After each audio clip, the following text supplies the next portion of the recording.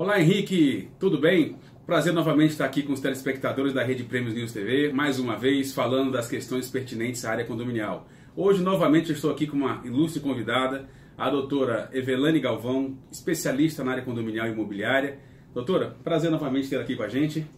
Prazer é meu, olá, satisfação mais uma vez estar aqui com vocês para a gente debater um pouquinho aí sobre os deveres do síndico aí nessa área condominial. Perfeito. Pois é, Henrique, hoje nós temos um tema, como sempre, muito relevante para as questões condominiais e queremos hoje tratar diretamente com o síndico. Em que sentido? Dizer quais são os deveres do síndico. Então o tema hoje, deveres do síndico. Quais são os deveres? O que ele tem que fazer quando ele assume condomínio? Então, nós vamos tratar hoje o inciso do Código Civil, o 1348, que fala sobre essas questões pontuais. E nós vamos aqui falar um pouquinho de cada inciso, exemplificando de uma forma para que o síndico entenda as suas responsabilidades. E aí, claro, diante disso, consiga realmente estabelecer uma premissa de gestão dentro do condomínio para que realmente flua da melhor forma. Bem, o inciso 1348 do Código Civil, nós sabemos que o Código é de 2002, né, já tem algumas alterações, a gente vai trabalhar alguns pontos. Primeiro, diz o artigo, compete ao síndico. Quando a gente fala compete, é o dever dele.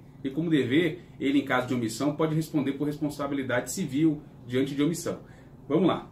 Convocar, inciso primeiro, convocar a Assembleia dos Condomínios. Bem, doutora, a gente sabe que essa parte é uma coisa complicada. O que você daria de dica para que o síndico observe? E como advogada, o que você orienta os síndicos em relação ao edital de convocação? Olha, é muito importante que se observem todas as regras impostas na convenção do condomínio, na elaboração da convocação da Assembleia. Ou seja, algumas convenções trazem um número de dias anteriores à realização da audiência para que ocorra essa convocação. Mas, na maioria das vezes, pede-se que convoque-se uma Assembleia com mais ou menos 8 dias de antecedência. E esse edital, se ele for eivado de vícios, pode vir a trazer à tona até a anulação da Assembleia por conta de uma má convocação, não é, doutor Anderson? Exatamente, principalmente na questão de publicidade, né, como a doutora colocou. Além desse prazo, a publicidade também tem que ser observada, porque basta que um condômino comprove que ele não recebeu a convocação, ele pode pedir a nulidade da Assembleia diante da não convocação. Então, tem que observar e tem que ter realmente na convenção quais são os critérios legais, como está exigindo a convenção para que haja a devida publicidade do edital. Então, cuidado com a publicação dele. E fora os critérios legais, em relação às pautas, tem que ter transparência, tem que ter realmente clareza no que está se colocando. Alguns temas, por exemplo, que a gente fala deliberação é abrangente. Se vai votar o tema, coloca deliberação e votação. Deixar claro que a pessoa que vai descer para aquele item vote. E aí, claro, tomar um certo cuidado para que as premissas básicas para a convocação estejam bem feitas e formuladas em relação a esses atos, para não gerar nulidade. E por isso a importância de um advogado também que possa estar aí orientando essa questão. Inciso segundo, representar ativa e passivamente o condomínio, praticando em juízo ou fora dele atos necessários à defesa dos interesses comuns. Ou seja, a gente sabe que a massa condominial ela abrange todos, né? Todos os moradores. Também, não só os condôminos proprietários, como também os inquilinos. Né? Então, doutora, quais são os pontos quando a gente fala o que o síndico em representar em órgão, o que você hoje orienta ao síndico tomar cuidado, principalmente na questão judicial, né? Como é que você orienta para que realmente o síndico tome esse cuidado e possa fazer essa representação de forma correta? Doutor Anderson, hoje em dia a figura do síndico é a pessoa mais importante dentro do condomínio, considerando que ele que representa a coletividade e é através dele que vai se fazer valer os direitos e deveres dos condôminos também. Isso. Então, assim, o síndico tem que fazer uma boa gestão, porque ele pode vir até responder civil e criminalmente, considerando que ele não tenha uma boa conduta. Então, assim, ele tem que prezar pela ética, moral e os bons costumes para que sejam resolvidas todas as questões condominiais. Perfeito, exatamente. Bem, e aí vamos para o inciso 3, né? O terceiro diz: dar imediato conhecimento à Assembleia da existência de procedimento judicial ou administrativo de interesse do condomínio. Bem, a gente sabe que hoje muitos condomínios, né, recebem aí as intimações né? Ou seja, tanto para fazer defesa ou também para como ingressar a ação. Como é que você orienta aí o síndico em relação até à questão dos porteiros estarem recebendo essas intimações? Porque acontece muito, imagino que a doutora já pegou casos assim, porteiros lá receberem intimações e não passarem para o síndico. Sim. E aí dá, inclusive, uma possível revelia. É uma coisa muito complicada. Como é que você sugere essa orientação em relação para o síndico aí, doutora?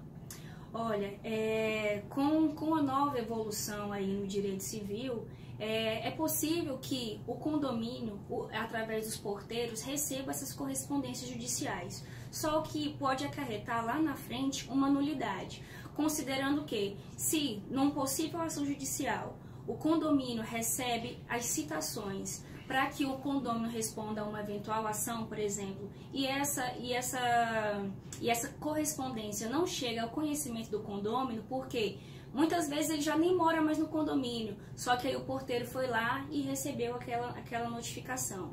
Aí o que acontece? Quando volta para o processo, fica como se o condomínio tivesse recebido aquela citação do processo. E o que? Aí ele perde o prazo para responder, para apresentar a sua defesa, e aí lá na frente ele pode ingressar com ação contra o condomínio, inclusive, no caso de ele assim, ó, não tive o contraditório, a ampla defesa, para que eu pudesse me manifestar no processo.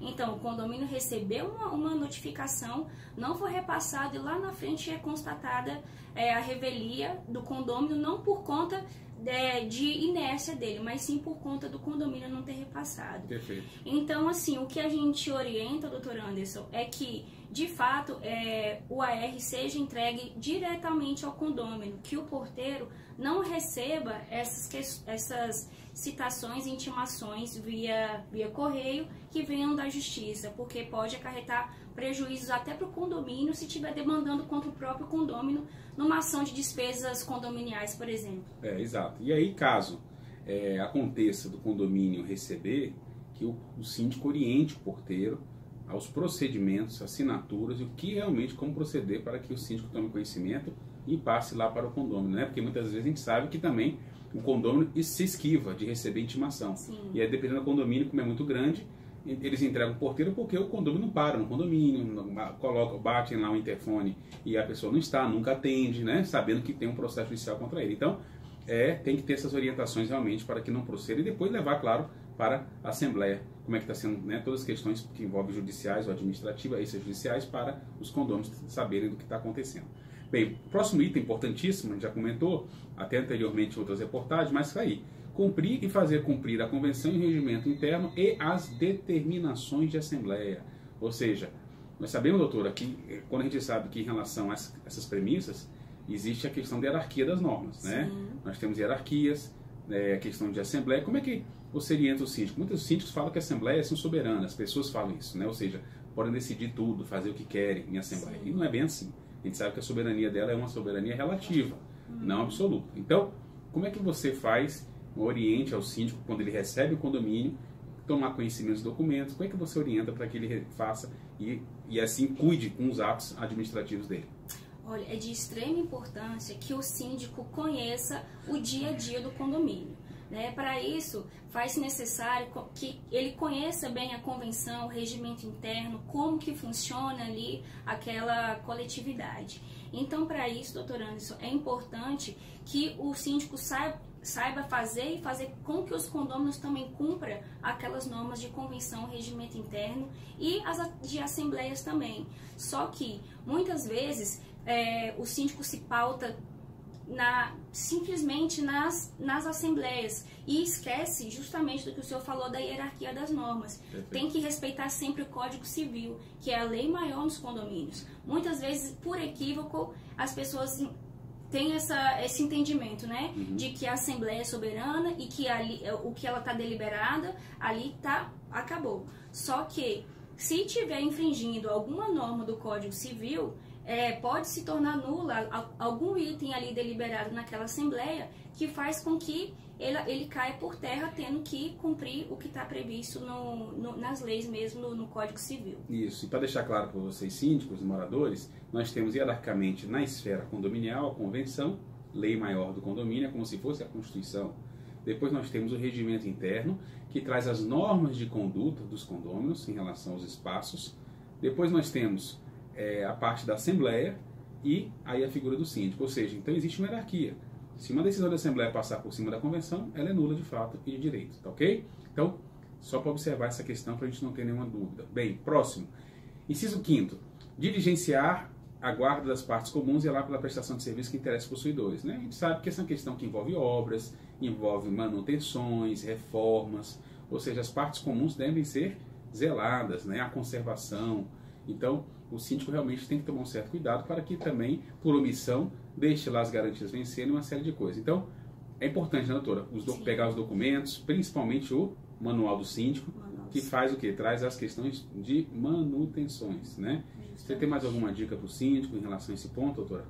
Doutor Anderson, a dica que eu trago também é que eles tenham, o síndico tenha à sua disposição uma boa administradora, que trabalhe também como terceirizada de limpeza e conservação, que eles próprios, com essa manutenção diária, estando com os olhos abertos para possíveis vícios ali, estarem informando o síndico, informando que tem que fazer uma reforma ali, outra ali, as manutenções, e lembrando também da limpeza e conservação, que está sempre pautada nessa questão, né, de ter que... Essa questão em obra, Isso. A gente sabe que tem um detalhe que é muito importante, que eu sempre falo, é uma questão, doutora, de se manter as garantias diante das conservações, não é isso? Isso. O manual do síndico traz esses problemas. E aí, quando a gente entra com uma ação de vício construtivo contra a construtora, ou vai notificar, vê que realmente o que é responsabilidade dela e o que é responsabilidade do síndico em relação às suas manutenções, tá ok? Ok. Bem, próximo item, inciso 6º, que aí está uma questão. Elaborar orçamento de receita e despesa relativa a cada ano. É isso? Ou seja, nós temos aí a chamada previsão orçamentária. Qual é a importância da previsão orçamentária, doutora, para o condomínio? A previsão orçamentária é importante porque é feita assim, anualmente a Assembleia Geral Extraordinária, né, na qual as contas do síndico serão aprovadas ou não. Então, assim, essa questão das receitas e despesas será como será gerido o condomínio aí durante o ano. Então, assim, é importante que se faça, se for necessário, votar uma taxa extra para que tenha melhorias no condomínio. Isso tudo vai ser deliberado para que o condomínio tenha uma boa gestão durante o ano e aí sem mexer muito no fluxo de caixa e nessas questões, não é mesmo? Exatamente, porque é um rol que as pessoas têm que saber quanto vão pagar de taxa de condomínio durante o ano diante de uma previsão que tem que ser bem feita. Sim. Lembrando que não pode condomínio, como eu já vi em alguns casos, ver cada despesa do mês e depois ratear isso entre os moradores mensalmente, se tornando uma taxa ordinária a cada mês. Isso não pode, é inviável e desobedece aí a previsão do código, que tem que fazer realmente a previsão. Bem, nós já estamos com o nosso tempo já se encerrando, mas eu só queria colocar para vocês e falar, doutora, só ler aqui para a gente encerrar essa pauta, porque é muito grande, e aí realmente a gente consegue trazer alguns premissas. Então, outro caso, o inciso 7º, dando continuidade, cobrar os condomínios suas contribuições, bem como impor as multas. Então, é uma obrigação do síndico. É claro que o síndico terceiriza isso para administradoras, para um jurídico que possa fazer as devidas cobranças. Prestar contas à Assembleia anualmente quando exigidas, ou seja, nós sabemos que a prestação de contas ela numa GO, assim como a previsão orçamentária, numa Assembleia Geral ordinária, e o síndico tem a obrigatoriedade de prestar contas uma vez ao ano. E por último, inciso 9º, realizar o seguro da edificação. E aí, claro, nós já falamos sobre seguro em outras reportagens, mas é importante também que verifique as aportes e as questões. Doutora, muito obrigado pela sua participação. É claro que nosso tempo é curto, mas acho que conseguimos aí dissecar um pouquinho esse artigo para trazer questões importantes inerentes à vida condominial para o síndico. É isso daí. Então, eu agradeço mais uma vez o convite e por estar mais uma vez aí com vocês. Um grande prazer. Obrigado, doutora, novamente. Obrigada a vocês. Bem, pessoal, estaremos aí em outros programas trazendo depois informações pertinentes à área condominial. Henrique, meu amigo, é com você.